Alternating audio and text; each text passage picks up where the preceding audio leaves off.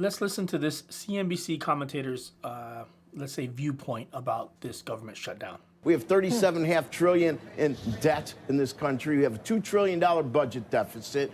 We have over $1 trillion a year to service the debt. And what's the shutdown about? The shutdown is about spending more money that we don't have. That's really at the epicenter here. And this is not about a moral argument. I'm not going to have a moral argument about spending money, okay? Whether it's entitlements, all these are highly moral issues that we spend money on. The problem is the logic. You know, if a family has debt and the breadwinner can't make enough money to pay his credit cards, but yet he buys Christmas presents with the credit cards, and then when the bills come due, he can't pay his electric bill or put food on the table, was that a wise choice? And I think that when we see both parties going through election cycles complaining about debt deficits and how much it costs to service the debt, that's the argument we should be having when we have crisis-era special funding that becomes permanent. And it goes back to my final point here.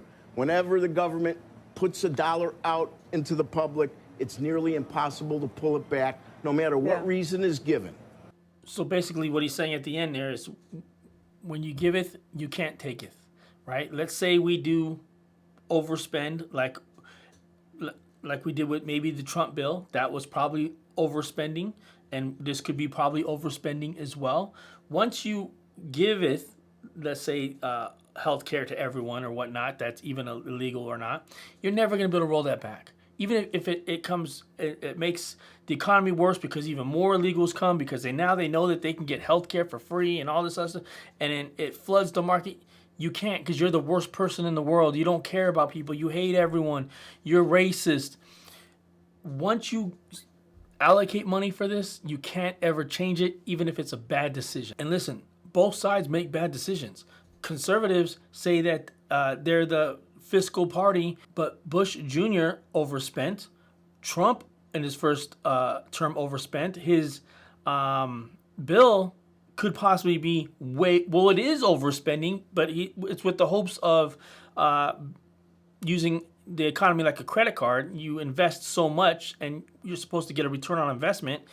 We have to see if that will work. So both sides do this in their own way. One side is entitlements, which is a pure waste of money in a lot of cases. Another side could be that we do spend a lot of money on defense, which I agree with, and we do spend a lot of money on trying to revitalize the economy, where one would say that the economy should just revise itself. That's a true capitalistic society. Not to mention, creating dollars creates inflation. I don't want to get too much into the economics, but we don't realize that if the government stopped spending, like just kept everything where it's at, over time, things would get cheaper because we'd have more of the items that we need.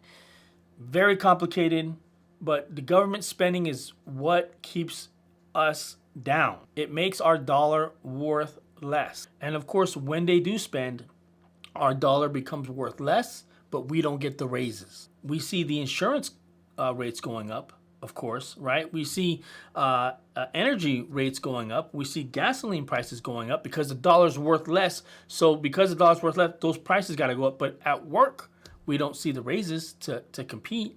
And you know what's so bad about this? I got to get off this rant, but what's so bad about this is that the markets haven't even adjusted for this government shutdown, because it happens so often and so much that nobody even takes it seriously. So now, not only do most American people not treat the government with any respect, now the markets aren't even treating the government with any respect. And how are they not treating them with respect?